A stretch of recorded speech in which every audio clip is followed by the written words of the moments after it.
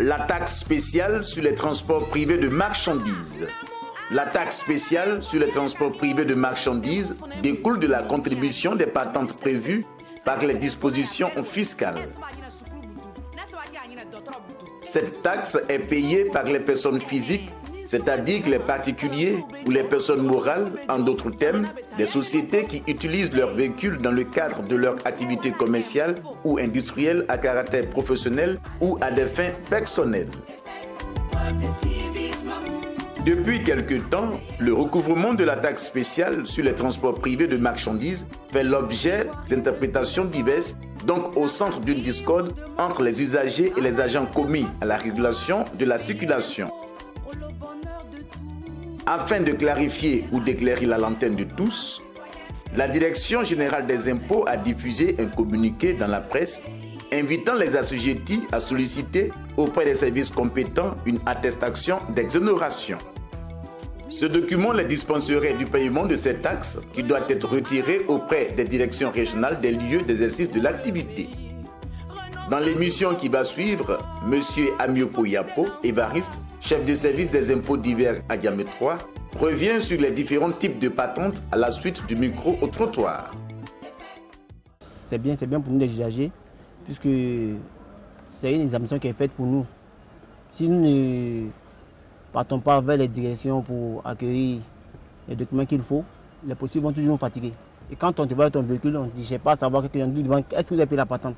Même si ça a des fins personnelles, il y a la patente. Mais je crois que ce document, on pourra au moins témoigner et puis nous laisser passer, circuler librement. Bonjour monsieur.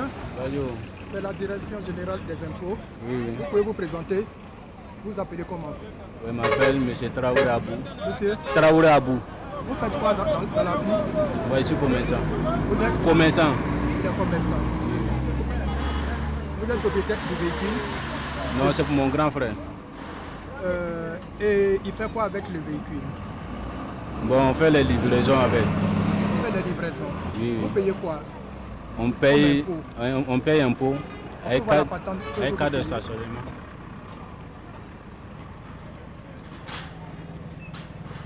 Ça va ça.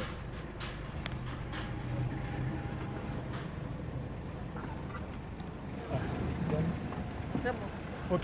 Voilà, cas de stationnement. Merci. Bon, je prends pour faire mes courses. Tes courses personnelles ou bien à titre commercial? Non, c'est personnel. C'est Tu as une personnel? entreprise, J'ai un magasin un magasin de quoi? de freinage. De Freinage. de freinage. Oui. Donc c'est avec le véhicule que vous faites toutes les courses de freinage. Oui. Donc c'est utilisé dans le cadre de votre activité. Voilà, si je veux me déplacer par là quelque part, Et qu'est-ce que vous payez comme casse là? Est-ce que vous payez la patente? je paye la Pourquoi patente. est-ce que vous payez? Non, peut-être ça c'est au magasin.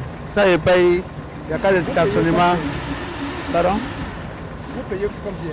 C'est 6 500 par mois. Non, pour la patente, combien vous payez? Mais ça, c'est 24 000. Cette année, vous avez payé? Oui. Bon, on peut le dire Vous comme ça. utilisez pour faire les courses de dépannage? Oui, Chaque fois, ok. pour ma boîte. Donc c'est À oui, des fins? oui, à des fins oui, commerciales. Donc, Vous payez quoi comme patente? 24 000 et quelques. On peut voir. Il s'agit donc d'un usager qui a un véhicule de type double cabine. C'est un opérateur économique. Il utilise le véhicule dans le cadre des différents dépannages, chaque fois qu'il est sollicité. On conclut donc qu'il utilise le véhicule à des fins commerciales ou industrielles. Il est donc redevable de la patente, de la taxe spéciale sur les transports privés de marchandises. Et il a quitté la taxe. Merci, monsieur. Merci à vous. Ce monsieur, par exemple, il a un véhicule double cabine qu'il utilise pour des courses personnelles.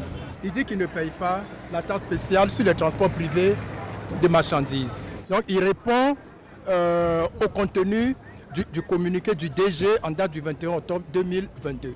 En ce qui concerne ce type de véhicules, si vous les utilisez pour des besoins de votre entreprise, c'est-à-dire à titre commercial ou industriel, de façon professionnelle, c'est là que vous payez la taxe spéciale sur les transports privés de marchandises.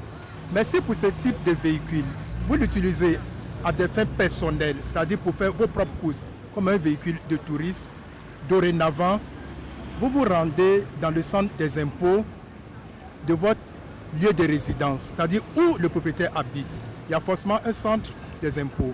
Vous allez, vous vous présentez, vous donnez les pièces du véhicule, vous expliquez l'usage que vous faites du véhicule.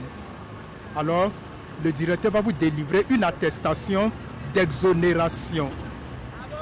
Cette attestation, vous allez la présenter chaque fois quand vous circulez qu'il y a un contrôle. Vous n'allez plus payer les 24 000. Vous voyez, c'est un communiqué que le directeur général des impôts a fait depuis le 21 octobre 2022.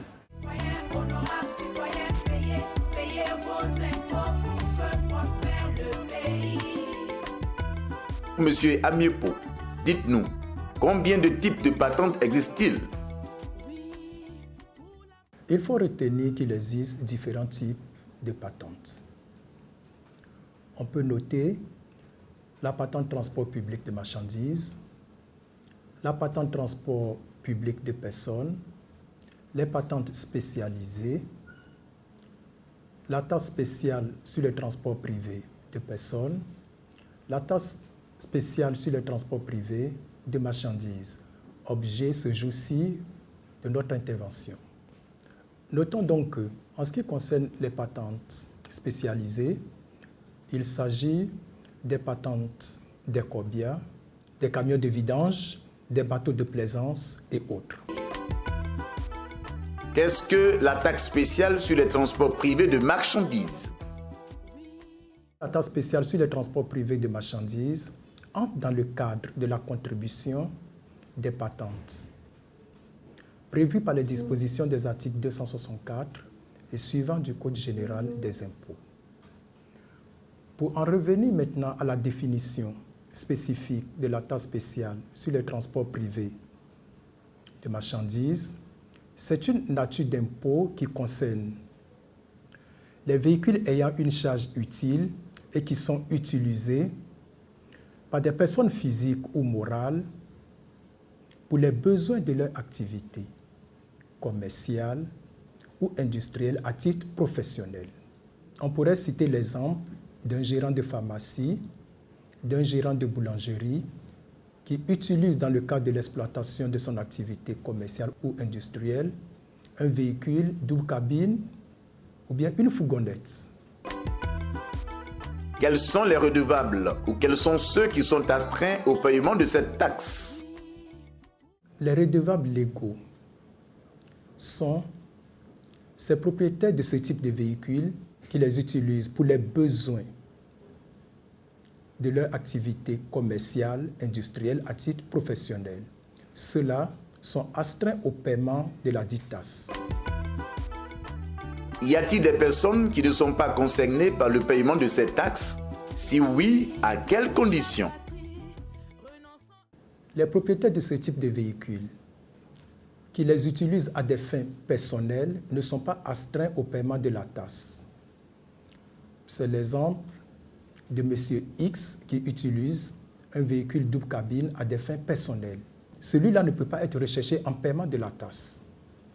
À cet effet, le communiqué du directeur général des impôts en date du 21 octobre 2022 invite les propriétaires de ce type de véhicules qui les utilisent bien évidemment à titre personnel à se rendre dans les directions régionales de leur lieu de résidence pour se voir délivrer par le directeur régional des attestations d'exonération qui feront valoir à toute réquisition, c'est-à-dire lors des contrôles de la circulation.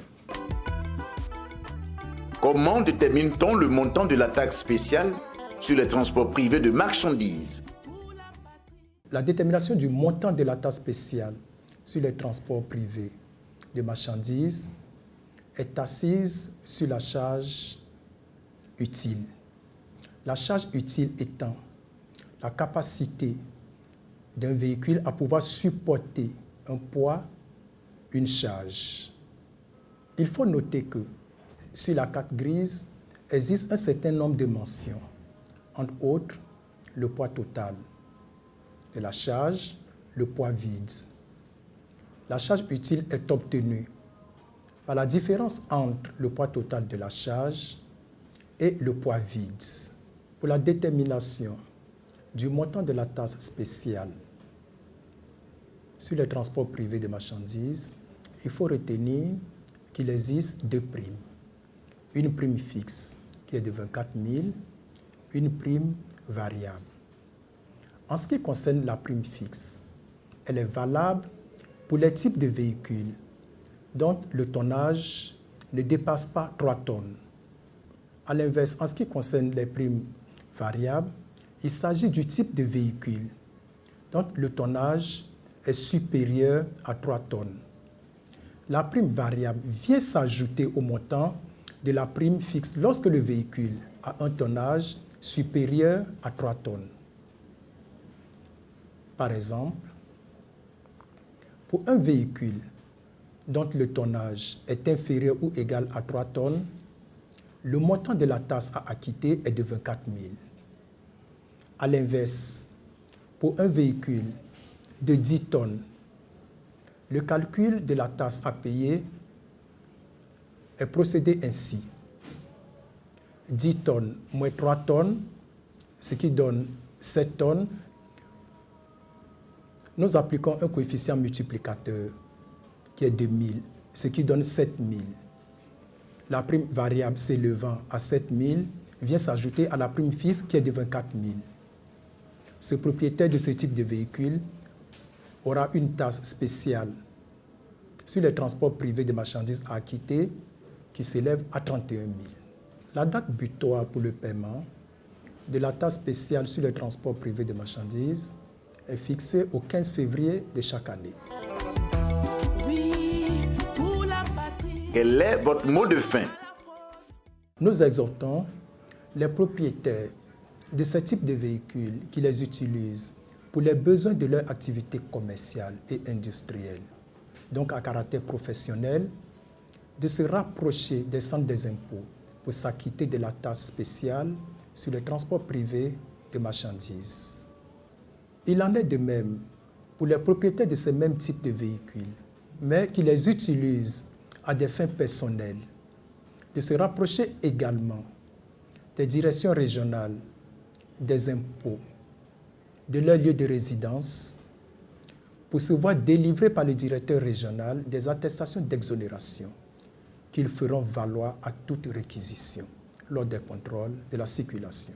Ensemble, cultivons le civisme fiscal.